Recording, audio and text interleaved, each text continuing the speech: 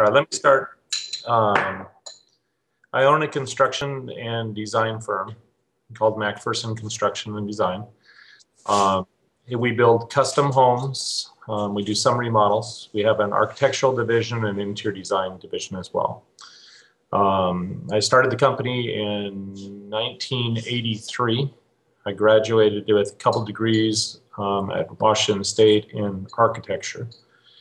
And so when I first got out of school, I chose to go out into the construction business and see why architects and contractors don't get along very well, and why there was always blame and bitching and whatever.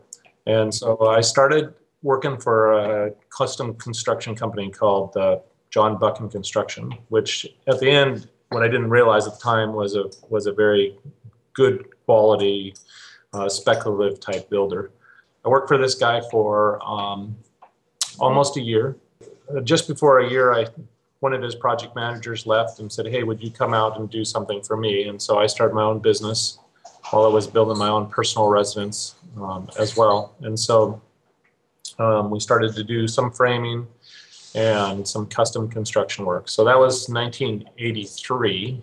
I think in 84, one of the first projects I really did of any significance was a custom speculative home. And then we kind of evolved, started to grow. We typically maintain 20, 25 employees.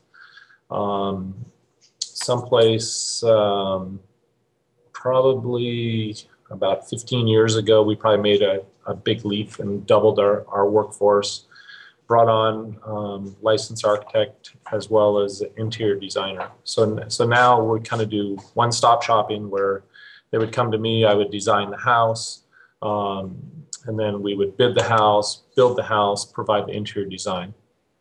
You were going to be an architect. My goal was to be an architect, to be totally honest. And I think I just kind of fell into it. I liked construction. My dad was not handy.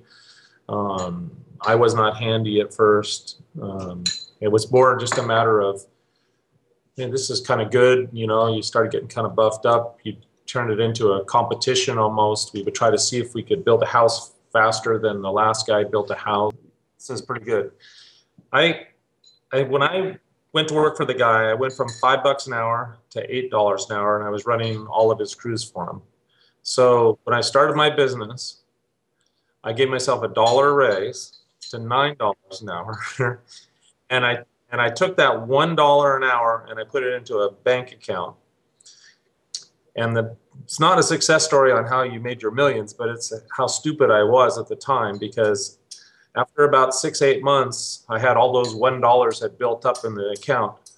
And I finally called an accountant and said, "Well, when is the government going to take their taxes? I just assume you put the money in and they sent me a bill." And so the accountant said, "Roger, you're starting your business over tomorrow as a brand new company."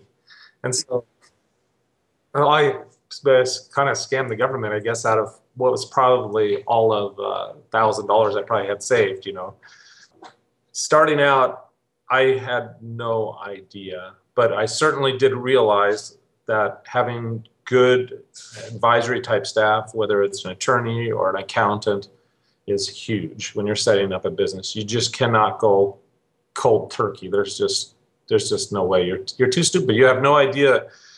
At certain times, you reach certain volumes, you have to make quarterly deposits. At certain times, if you get to another amount of volume, you have to make monthly tax payments. I mean, it all totally was formed. Well, I think there was two parts to the puzzle, because when I first started, I had a partner. But my partner got into coke and was big into sailing, so that didn't do very much good for me. I quickly found out that if I was doing all the work, it didn't make any sense at all. And so I think the driver in all of it actually is, I think, the person that's running the company. The other people are aids to you along the way, but you have to know how to use those aids. And so when you first start, you have to have, well, at least I did, I hired an attorney to set up the business. So we formed a corporation. But the way corporations work, there's S corps, there's C corps, now there's LLCs and stuff. And at that time, I would have no idea without talking to an accountant to tell you that, if you're not going to make very much money, it makes a lot of sense to be a regular C corp. I think my first W-2, didn't you say, was like the profits for the year after we're all said and done was like $13. So we're not talking big dollars. A lot of it word of mouth. I would say that was the biggest thing. I think that first write-up in the newspaper was big because that gave you some press and people did a tour.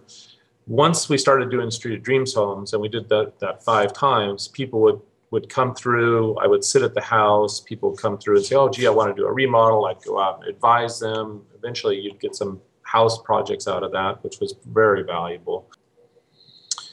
Well, I would say don't hesitate on working hard.